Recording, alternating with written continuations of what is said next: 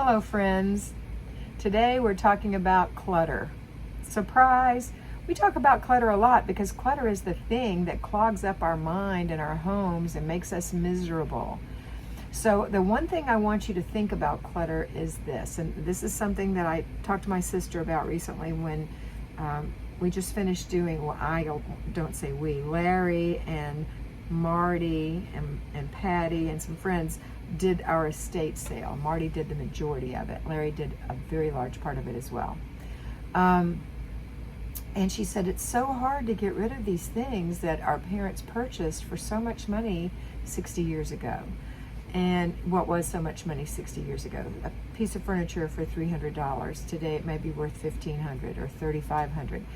But the truth is, they bought it, they loved it for the whole 60 years. After they both passed away, my siblings and I and our children took what we wanted from the home, what we truly wanted, and everything else we didn't have a place for in our home, even if it was beautiful furniture. And so a friend of mine's dad was in sales his whole life, and he always said, things are worth what people are willing to pay for them. And shockingly enough, no one wanted to buy these things that we thought were so beautiful that our parents had, but we didn't have a desire for in my parents' home. And I finally said to my sister, you know what? They got the good out of it. They spent $300 60 years ago. They got the good out of it. They enjoyed it the whole 60 years. We don't want it. No one else wants it. Let it go. Let it bless someone else. Let it go for free if we have to. Let it bless someone else. And that is a hard little stepping stone to get over or step on and get through. That you don't get to sell it. You have to give it away. But always remember that when you give it away, whatever you cast upon the waters comes back to you. When you give something away, you bless someone else, and blessings come back to you. You don't give it away for blessings, though. You give it away to bless someone else. So give away the clutter that you don't love, need, or want. If it's still good, it doesn't matter how much it cost. You know that dress that you bought for that wedding that you wore one time, not your wedding dress, but you went to someone's wedding, you wore those beautiful shoes and that beautiful dress, and you've just never had an opportunity to wear it again, and it's hanging in your closet from 15 years ago, 20 years ago, 30 years ago. Let it go. It will bless someone else. It might be a costume in a play. It might be something that someone actually wears, or someone may remake it. It's none of your affair. Once you give it away, it's not yours anymore. It's not your family's anymore. It belongs to the person who took it. So let it go. Let it bless someone else. I made a video a while back, and it might have been in Patreon, about someone's idea to get their children to give things away was to think about gifting these toys to other children. And the person bought a bag of bows, and they let their children put a bow on each thing they wanted to give away as a gift to bless another child. And that really helped the children let go of them, because once the bow was on it, it now belonged to someone else. They had given it away in their mind, and now the physical act of giving it away was all that was left. So sometimes I want you to put an emotional bow on the things that you're giving away. I made a video one time talking about giving away china. Let's say you had 4 pieces of china and 4 cups and 4 saucers. It used to be a serving for 6, but the other things are broken. Maybe you have 6 cups and 4 saucers and 3, and I don't know. Anyway, it's a set of china that's not complete. You don't want it anymore. No one in the family wants it anymore. It was a beautiful set of china at one time. It's still a beautiful set of china, just not what you had in mind. So you give it away. You take it to Goodwill or whoever you take it to. They shrink wrap it or whatever they do, and they put it on the shelf, and they put a sticker on it for $25 or $15 or $5 or $30. And there's a girl who comes into that Goodwill or that charity shop, and she's looking for china for her little family of 4. And she wants to use china because when she was growing up, her mother and her grandmother used china, and they ate their birthdays on it, and they ate their Thanksgiving and their Christmas and their Easter and all their things on this pretty china, but she can't afford china.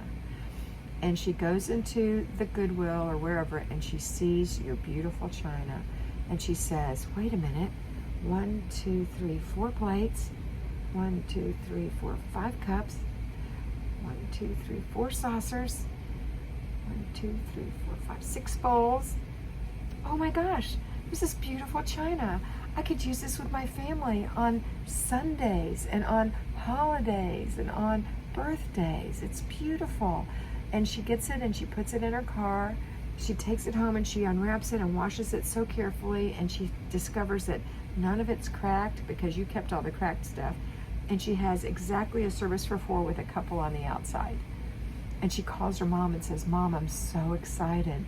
I've got the most beautiful china. It's got the prettiest little blue flowers and this little silver trim and these tiny little green leaves. And it's just so beautiful. And I can't wait to use it for Tara's birthday next weekend. And I'm going to use it every Sunday. And I'm so excited to have our family together at the table with this beautiful china. The things that were sitting in your shelf that were being unloved and ignored, you didn't want it, you didn't need it, and you didn't use it, now become the prime thing in this girl's life. The prime thing in her dish wardrobe is that her beautiful china that she puts on a high shelf to keep from the children, and she teaches the children how to use it properly, and she's so excited. And sometimes she takes just down the teacups and the saucers, and she and her daughter have tea in the afternoon on their beautiful cups. You have blessed her life so much, giving away something you didn't want. And this goes for everything. Everything that's clutter in your home can be a blessing in someone else's home.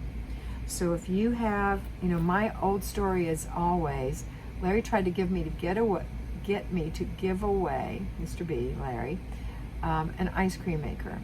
I bought that ice cream maker 15, 20 years ago. I had it for at least 10 years. I got rid of it about 5 years ago. No, about 3 years ago. It sat in the garage the whole time. I used it one time. The reason I wanted an ice cream maker was because in my family, we always celebrated the 4th of July in my parents' big backyard on the water. They had a pool, they had swings, tree swings and hammocks, and we had a barbecue in the yard. We had hot dogs, and all the aunts and uncles, my mother was one of 12, and my dad's sister lived next door as well, would come over with side dishes, macaroni and cheese and potato salad and Jell-O salads and just all the wonderful things, hot dogs, hamburgers, and we would hold hands and sing the national anthem and say a prayer before the beginning of our 4th of July celebration. The kids would swim in the pool, and the grown-ups would make ice cream in their ice cream makers. And it's such a wonderful remembrance. And peach ice cream and mint chocolate chip ice cream and chocolate ice cream and vanilla ice cream and just strawberry ice cream, all the beautiful ice creams that we had. And so for me, when I bought that ice cream maker, I thought, this is what I'm going to do. I'm going to make all these wonderful ice creams for my family to enjoy, but I never made it because that was my pretend self. I worked a full-time job and I didn't have time to make it. My kids were grown and moved away. They weren't interested in coming over for ice cream that I made in one little ice cream maker. They didn't have ice cream makers. We weren't reliving this memory that I had. And every time Larry would say, why don't you give away this ice cream maker? We're not making ice cream. I'd say, no, I want to keep it.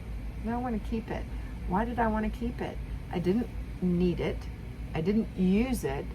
I did want it, but my want was unrealistic. It was my pretend self who wanted that ice cream maker. So I finally let it go. Now just think of the person who got it. They probably wanted to make yogurt into ice and into frozen yogurt, and they use it for that, and they make it for their family on Sundays, and they love it. And they've had peach yogurt, and they've had strawberry yogurt, all kinds of things. Frozen yogurt they made in that little ice cream maker, and it became a blessing to them and a memory for their children that on Sunday afternoons their mama made them frozen yogurt in her ice cream maker.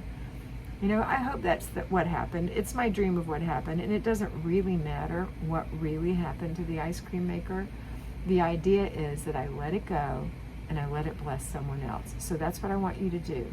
Let yourself give things away that you don't really want, you don't really need, and you never use. Let them bless someone else. Okay? All right, that's it for today. I hope you have a wonderful day, and I hope that you always remember to be beautiful because you are beautiful.